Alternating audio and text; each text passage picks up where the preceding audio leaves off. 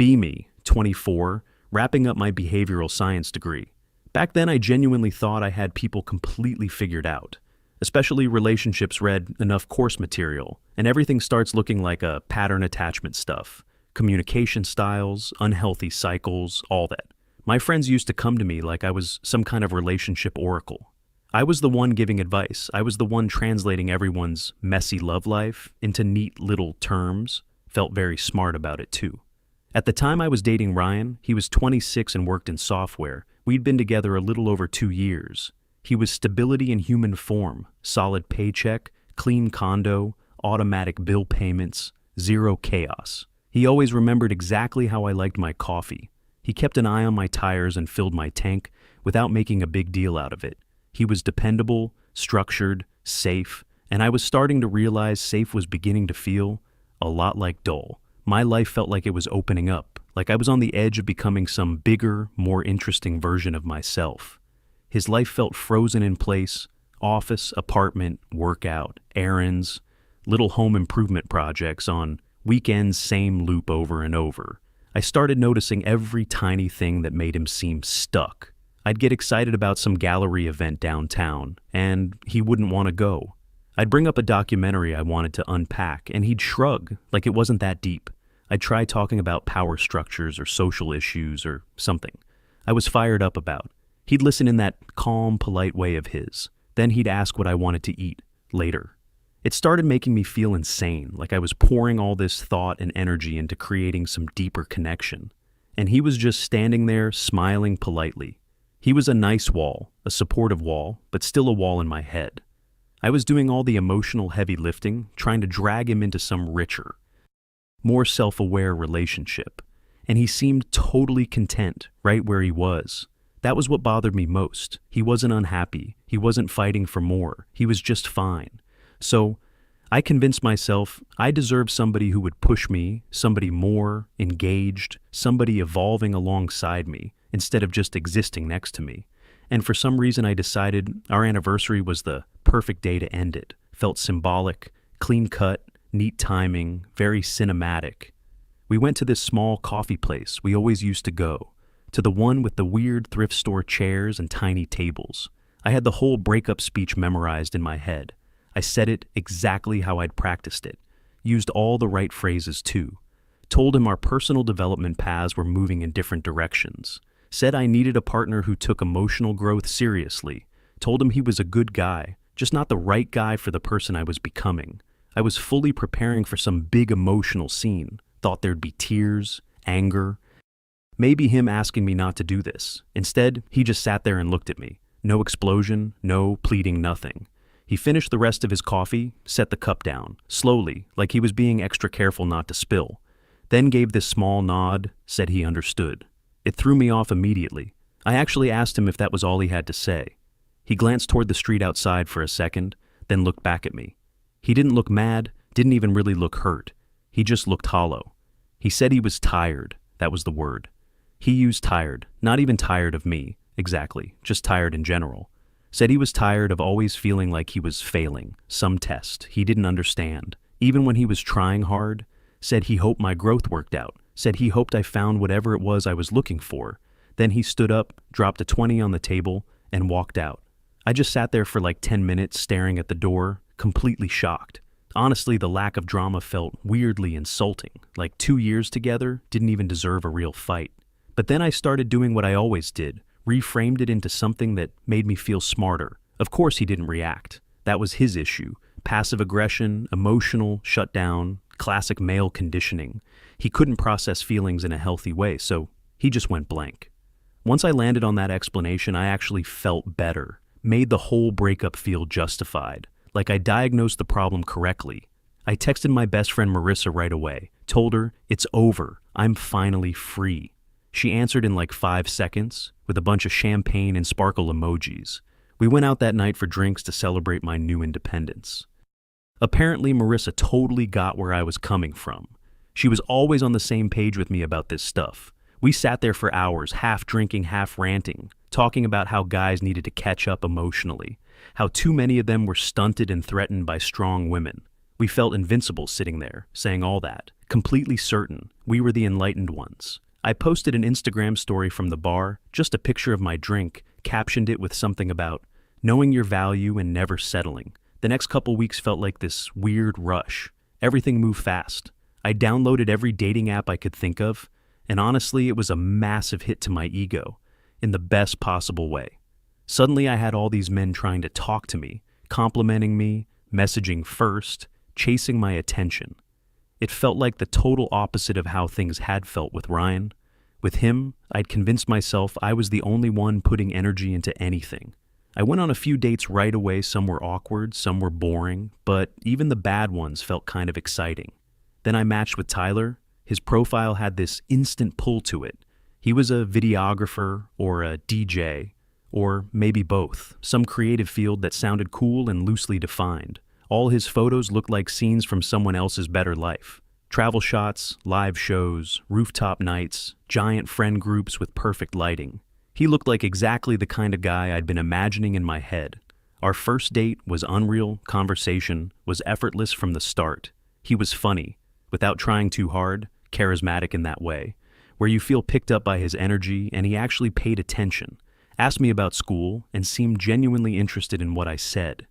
Not just waiting for his turn to talk, he was nothing like Ryan. He was impulsive, animated, impossible to predict. We stayed out until almost 2 a.m, just talking, walking around, bouncing from place to place the whole night, had this fake perfect movie feeling to it. For the next month or so, everything with Tyler felt incredible. He'd text me randomly in the middle of the afternoon, saying I crossed his mind. He showed up at my place once with food from a new Thai spot I'd mentioned wanting to try. He was intense in a way that felt exciting, present when he was there, passionate, affectionate, full of big energy. It felt like all the stuff I'd been telling myself I was missing. Obviously, there were small things too. He sucked at texting back. Sometimes he'd vanish for a day, or even 2. Then come back like nothing happened with some casual, hey, stranger message. He never wanted to lock in plans ahead of time. Anything more than 1 day out, and he'd say, let's just see how things go. I brought it up to Marissa once because it was making me a little uneasy. She told me I was overthinking it. Said that's how successful high-caliber men are. They're busy, they have motion, they don't revolve around a relationship. According to her, that was a green flag, meant he wasn't clingy or dependent like Ryan. And that logic worked on me. I told myself I was independent too. I didn't need some guy glued to me all the time. So I ignored that little anxious knot in my stomach. Around then, Marissa started having issues with her own boyfriend. Same exact type as Ryan, worked in banking, super sweet, super reliable. Marissa had been working on her boyfriend for months, trying to get him into counseling, trying to get him to open up more, trying to turn him into the kind of guy who'd go dancing with her on weeknights and talk about feelings for hours. One night she called me full on, crying like messy, breathless crying, said he'd broken up with her. Apparently, he came over to her place, grabbed a box, put some of his stuff in it, and told her he was done. What he said made both of us just stare at the wall for a second. He told her he wanted to be left alone. That was basically it.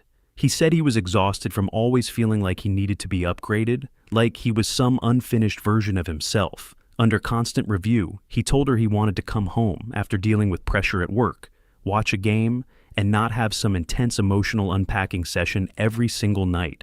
Marissa was livid, kept saying, can you actually believe that he'd seriously rather sit there watching basketball than put effort into us? Obviously, I took her side. I told her he was weak, told her he was scared of real intimacy, told her some men just couldn't handle being pushed to grow by a woman who saw their potential. We spent the whole night ripping him apart. Him and every other guy like him. It became this whole us versus them thing in our heads. Us on one side, all these emotionally underdeveloped men. On the other, a few weeks after that, our friend group had a weekend cabin trip planned, mixed group, guys and girls, couples, singles, the usual setup. Or at least that was the original idea. Our friend Ben was supposed to come, too. Ben was one of the few guys I still put in the good category. Always polite, always thoughtful. The kind of guy who actually listened when you talked to the day before we were supposed to leave. He bailed, dropped a message in the group chat, saying something came up and he couldn't make it anymore. I messaged him separately because it seemed random, asked if everything was okay. He didn't answer right away. Few hours later, he finally wrote back, said, "Yeah, everything's fine." Then said he was helping Ryan with his old car project for the weekend. Told me he'd catch us next time. That answer threw me off. Ben wasn't even into cars. And why was he spending the weekend with my ex? They knew each other. Sure, but they weren't exactly attached at the hip. It felt strange in a way. I couldn't really explain. The actual cabin trip felt weird too. The whole vibe was off. The ratio was completely lopsided, mostly my girlfriends, plus a couple of their boyfriends. The conversations kept drifting back to relationship stuff. Same topic over and over. One of my other friends started talking about how her boyfriend had been acting distant. Lately said he'd gotten really into fishing. All of a sudden, was spending every weekend out by the lake with his friends. She was annoyed because he didn't want to do brunch anymore. At the time, it just sounded like another isolated complaint. Another man falling short in some specific disappointing way. There was clearly some pattern forming. We just didn't recognize it, yet we still saw everything as separate. Different men, different failures, same basic conclusion. When I got home from that trip, my own thing with Tyler was getting harder to ignore. The disappearing was starting to stretch longer. His last-minute invites had basically become the only way I ever saw him. I was constantly half tense, half hopeful, just waiting for him to decide when I existed again. And then it hit me that we'd been seeing each other for almost 3 months, and I still hadn't met a single one of his friends. Not one I didn't even know where he actually lived. He always came to my apartment, always my place, never his. At that point, I decided I needed some clarity. I couldn't keep floating around in this vague, undefined thing anymore. I needed to know what we were doing. I brought it up the next time he came over, tried to keep it casual, didn't want to sound dramatic. I just asked him what he saw this, as he laughed, not in a cruel way. Exactly more like I'd surprised him. He said, "Whoa, let's not make this heavy." Said he thought we were just having fun, and the second he said that, my stomach dropped. I told him I wasn't just having fun, that I actually cared about him, that this meant something to me. His whole energy changed. Right there, it was like a switch flipped. He got colder, less engaged, like he was already halfway out the door. He told me he wasn't trying to get into anything serious. Said he figured I understood that. Said I was cool, and he didn't want to mess it up by forcing labels onto it. It was honestly impressive how smoothly he dodged responsibility. He left not long after that. Said he had to get up early the next morning. He kissed me before he went. But it felt completely different, not affectionate, not warm, just finished. He didn't message me the next day or the day after that. After a week of silence, I finally broke and checked his socials. There was a new post up him at a beach arm, around some other girl. She was laughing into his shoulder, and he looked more openly happy in that photo than I'd ever seen him with me. The caption was just a single heart. That was it. I felt stupid in this deep, embarrassing way the whole time. I thought I was in this intense, exciting, passionate thing. And really I was just convenient. Something easy, something temporary. Until he found the option, he actually wanted that part hurt.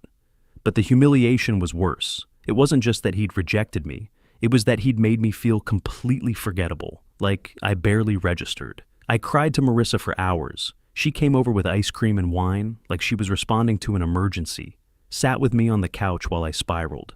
She kept telling me Tyler was textbook toxic, called him a narcissist, then upgraded him to a straight-up sociopath, said I was lucky it ended. Now said I should be grateful because I'd avoided something way worse, and honestly, I took that and held on to it.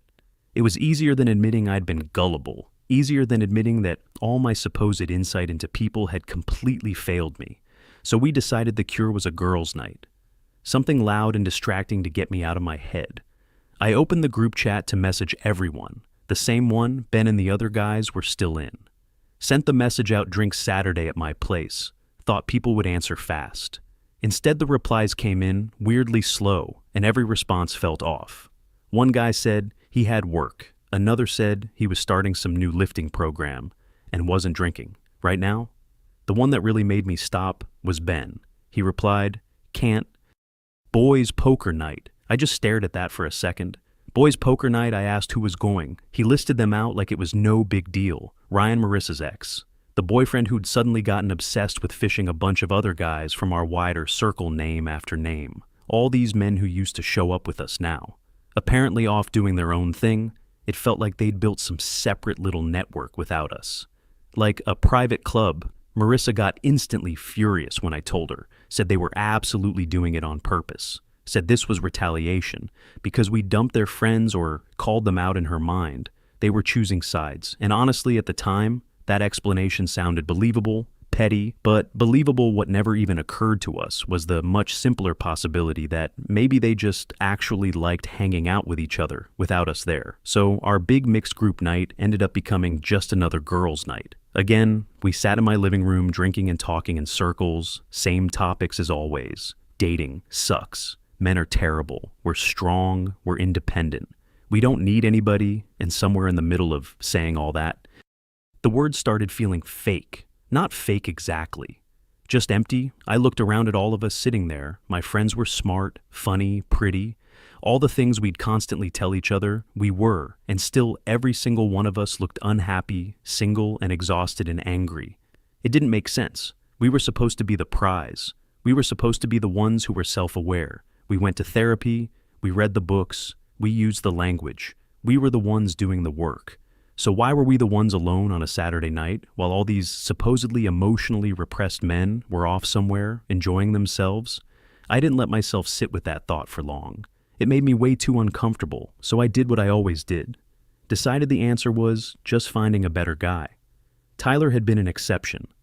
A fluke bad luck, I got back on the apps, but this time it felt completely different. The whole thing looked bleak, like I'd opened the same door and walked into a different room. The app suddenly felt dead, or dirty, or both. The men on there seemed worse than before. Lazy profiles, bad pictures, low-effort bios, messages that were either gross right away or so bland. They barely counted as conversation. Every match felt like work, like I was interviewing strangers who didn't even care enough to pretend I'd start chatting with a guy who seemed decent. Then after 3 or 4 messages, he'd disappear. So I told myself, maybe I needed to be more flexible. I lowered my standards a little, then more, then even more. Didn't help. Nothing changed, nothing clicked. It started to mess with me before. The apps had felt like this giant wave of attention, all this validation proof that I had options. Now that feeling was gone, I felt invisible, like whatever had made me desirable in that first rush had evaporated. The whole dating pool felt scooped out like all the decent options had quietly left, and only the leftovers were still circling. And for the first time, I started feeling something heavier than annoyance, actual despair, because this wasn't how it was supposed to go. I had followed the whole script. I left the stable relationship that felt too dull. I pursued the exciting chemistry guy. I cut out what I labeled toxic. I was doing everything modern dating advice tells you to do. Protect your peace. Know your worth, don't settle. So why did I feel more isolated than ever? My social life was shrinking too. Those big group hangouts basically disappeared without the guys connecting all the different circles together. Everything kind of fractured. People stopped mixing plans, stopped happening. The whole thing just broke into smaller and smaller pieces. My world got tighter without me really noticing at first. Until one day it was obvious it was basically just me and the same cluster of bitter single friends. We'd do brunch, sit there, picking apart bad dates and failed situationships, repeat the same opinions, same frustrations, same jokes over and over. After a while, it didn't even feel like friendship anymore. It felt like some never-ending support group, except nobody was getting better. We were just feeding each other the same misery in prettier language. Then one afternoon I was walking back from campus and I saw Ben. He was coming out of a hardware store carrying this long board under one arm. I almost didn't recognize him at first. He looked different, not dramatically, just lighter, less tense, healthier, somehow. I called his name. He turned and looked genuinely surprised to see me, but he smiled in that polite, careful way. We did the awkward catching up thing for a minute, basic small talk. I asked what he was working on with the wood. He said he was building a bookshelf, told me he'd gotten really into woodworking lately. Then he pulled out his phone and showed me a picture of this coffee table he'd just finished. And honestly, it looked really good, way better than I would have expected. But what got me wasn't even the table. It was the way he talked about it. He sounded excited, fully engaged, more alive than I had seen him in years. So I asked why we never saw him anymore, tried to make it sound playful. Like, wow, you don't like us now or what? He didn't laugh, just kind of shrugged, said life had gotten busy, said he'd been going out less and spending more time on his hobbies. then added that it had been making him really happy.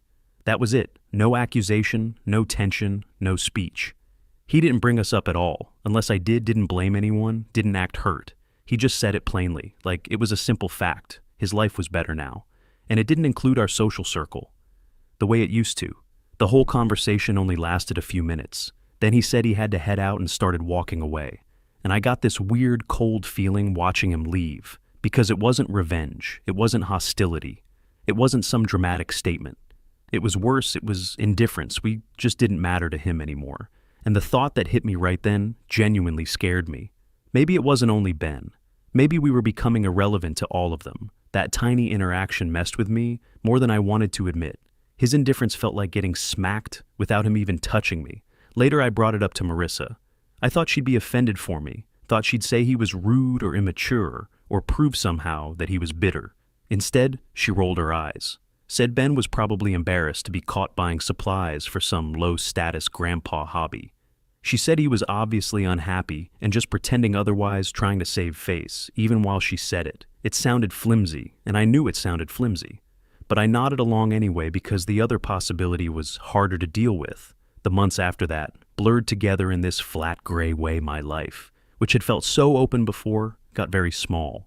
My routine was basically class, gym, empty apartment over and over. Weekends meant brunch with the girls, where we'd recycle the same stories about bad dates and failed men. The group chat never stopped.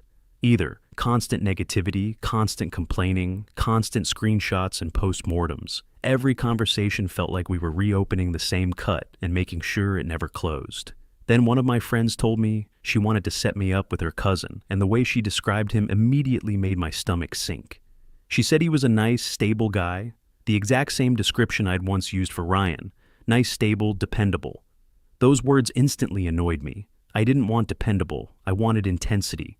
I wanted excitement. I wanted to feel something dramatic and undeniable, but by that point, desperation was starting to beat preference. So I said, yes, agreed to meet him. The date was painful in this slow, dragging way. He wasn't bad at all. That was almost the worst part. He was perfectly decent. Solid job, good manners. Asked me thoughtful questions. Actually listened to my answers. But my brain would not stop picking him apart. His button-down looked slightly wrinkled. His sense of humor was corny in a harmless way. At one point he started talking about his fantasy football team, and I could feel myself checking out. In real time, there was nothing, no spark, no pull, no chemistry. It felt like I was acting out a date instead of being on one. I ended it early with some weak excuse about needing to study. Even as I did it, I knew I was being unfair. He'd probably make somebody really happy, just not me. Or at least not the version of me that still thought she deserved some cinematic kind of love. He wasn't Tyler, and he wasn't what I had convinced myself I should be holding out for, but driving home.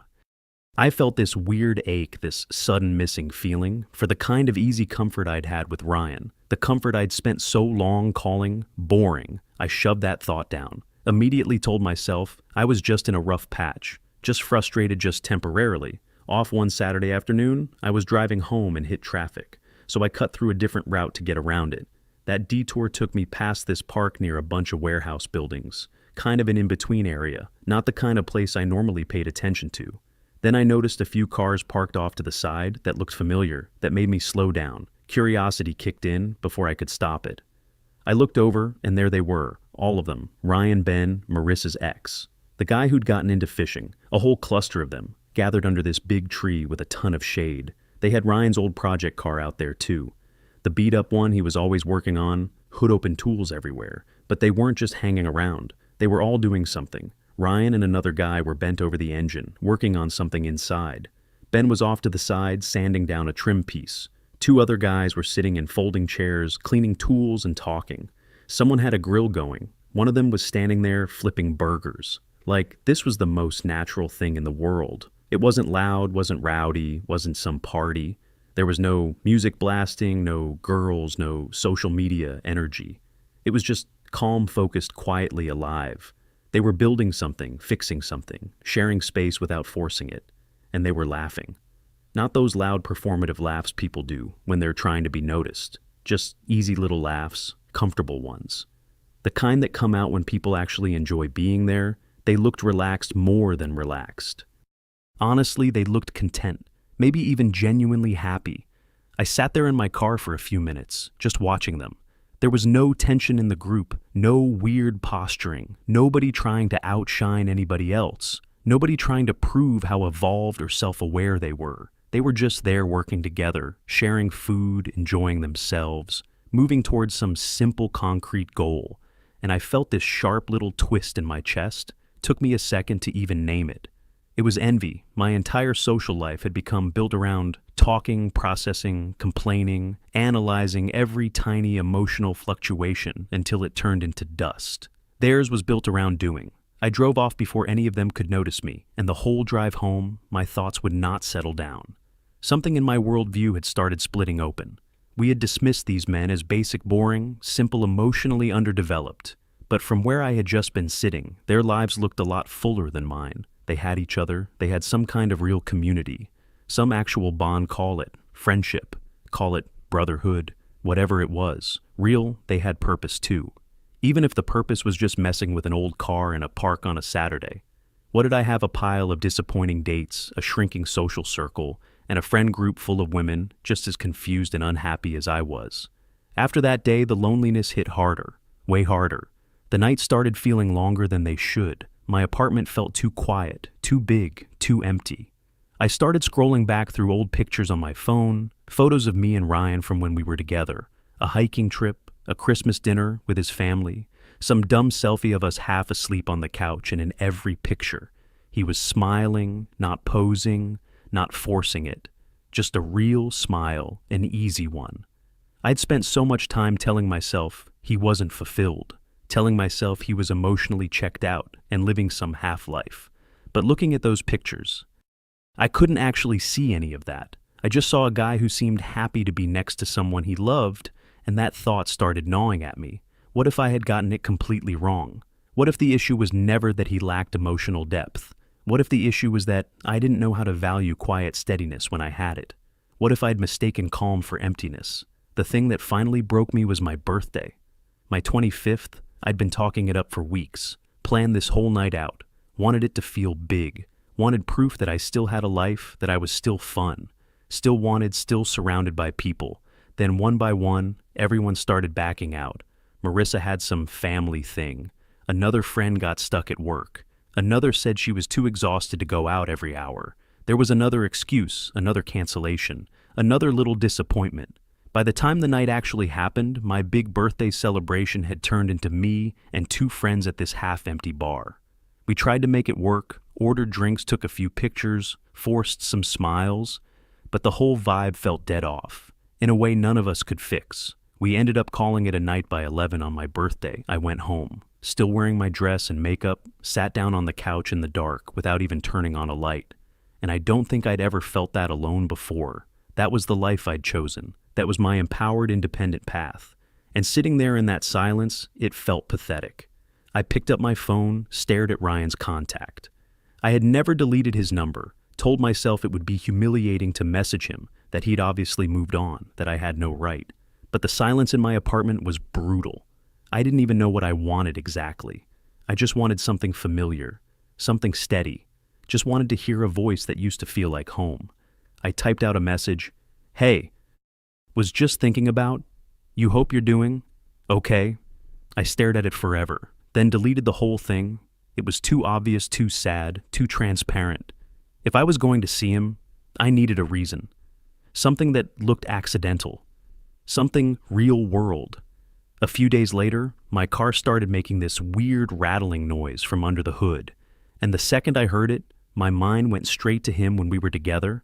I would have called Ryan immediately. He knew cars better than anyone I knew, and suddenly that noise felt like the perfect excuse. I knew roughly where he worked. I also knew there was a certain auto parts store nearby that he used to stop at on lunch.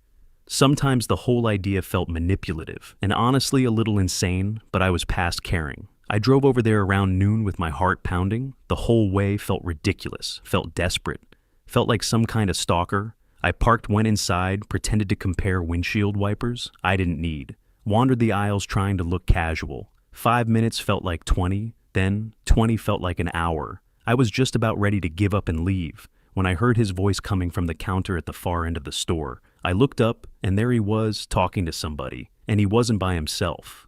I turned and saw Ben standing there with him, and my stomach just dropped for a second. I almost bailed completely, just turn around, walk out.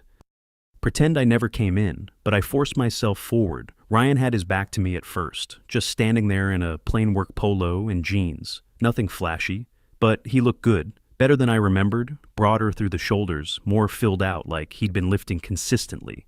But it wasn't just that he looked grounded, more solid somehow, more awake in his own life. I took a breath and said his name.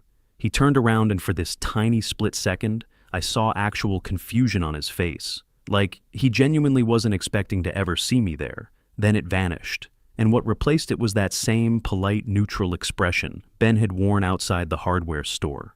Not anger, not resentment. Something colder than either of those. The kind of expression you give somebody who isn't important enough to upset you. Like a stranger making small talk in line. "Oh, hey, Lauren," he said, voice calm, steady. Ben just gave me this tight little nod and stayed quiet. I jumped straight into the car story I'd practiced in my head. Told him about the rattling noise, tried to sound a little overwhelmed, a little helpless part of me, hoping he'd slip right back into old habits, offer to come. Look at it, ask me to pop the hood, do the thing he always used to do. He listened the whole way through without interrupting, just waited until I was done, then said, "It sounded like it might be a loose heat shield." Told me I should probably have an actual mechanic look at it. Mentioned there was a decent shop a block or two down, and pointed vaguely toward the road. It was helpful, technically kind, and also a complete wall. No opening, no invitation, no stepping back into the role I wanted him to step into. Then the conversation just died. We all stood there in this awful silence, heavy, stiff, unnatural. I could feel panic rising in my chest. This was it. This was the whole reason I'd come, and it was slipping away, so I looked at him, really looked at him, and before I could stop myself, I said it, "I miss you." It came out quiet, almost, not even there. He didn't flinch, didn't look shocked, didn't soften. He just kept looking at me, so I kept talking. Because at that point, I couldn't, not. My voice started breaking. I told him I thought I'd made a mistake, told him I'd been wrong about him, about us, about basically everything. Said I'd gotten wrapped up in all this stuff and lost the plot. I don't even know what I expected. In return, anger maybe, or some kind of vindicated little smile, or maybe one tiny crack of old feeling. Anything but, I got none of it. He glanced over at Ben, who was suddenly very interested in some display of air fresheners by the register. Then Ryan looked back at me. His eyes weren't mean. That almost made it worse. They were calm, distant, completely detached. He let out this long, slow breath. Not annoyed, not dramatic, just tired in a deeper way. Then he said, "My name, Lauren." And his tone was gentle, like he was trying to explain something simple to someone who really didn't get it. He told me it wasn't about who had been right or wrong anymore, said that part didn't matter. Now then he paused for a second, like he was figuring out how honest he wanted to be, and said the real issue was that he was tired, that he'd been tired back then, and now he was tired in a different way. I asked him tired of what, and I sounded desperate even to myself. He said, the whole game just like that said. He was tired of constant tests, tired of feeling like every conversation was something he could fail, tired of being one wrong sentence away from some huge 3-hour discussion about what he'd done wrong this time, tired of being told the things he enjoyed were stupid, tired of hearing that the way he relaxed was immature, tired of having his feelings dismissed while being told he needed to share them more. Then he gestured a little toward Ben and said it wasn't only him, said basically all of them felt that way. All the guys, he said, they just stopped participating. Not in dating, exactly, not in love, as some grand concept. They just gave up on the constant conflict, gave up on trying to win with people who seemed determined to stay unhappy, and his voice never changed. While he said any of it, never got harsh, never got louder. He said they'd figured something out, that when you stop bending yourself into shapes for people who still don't appreciate you, life gets a lot quieter, a lot simpler, he said. They worked, fixed things, hung out, kept busy, didn't argue about everything, didn't overanalyze every minor interaction until it turned into a problem. He said it was peaceful. That word hit me the hardest. Peaceful, every sentence felt like getting punched in the stomach. Not because he was trying to hurt me, he wasn't. That was the whole point. He was just telling the truth as he saw it, plain and level. He had built a happier life by removing what made him miserable. And what made him miserable had been me, or at least people like me. My whole worldview, my whole way of thinking about relationships, all of it was sitting there in pieces on the floor. Ben finally came over and put a hand on Ryan's shoulder. Didn't say anything, didn't need to. It was just a quiet signal that they should go. Ryan looked at me, one last time, gave me this small, sad smile, and said, he really did hope I found what I was looking for, told me to take care of myself. Then they turned around, paid for what they came in for, and walked out of the store. They never looked back. I just stood there in the aisle next to a rack of those stupid bright fuzzy dice. People hang from rearview mirrors completely still. Then my phone buzzed in my pocket. I pulled it out automatically. Group chat notification. Marissa had posted some meme picture of a dumpster on fire. Caption said, "My love life," and underneath it was the usual flood of laughing emojis from the girls. I stared at the screen at the same bitter recycled joke our whole existence had turned into. Same pain, same sarcasm, same loop.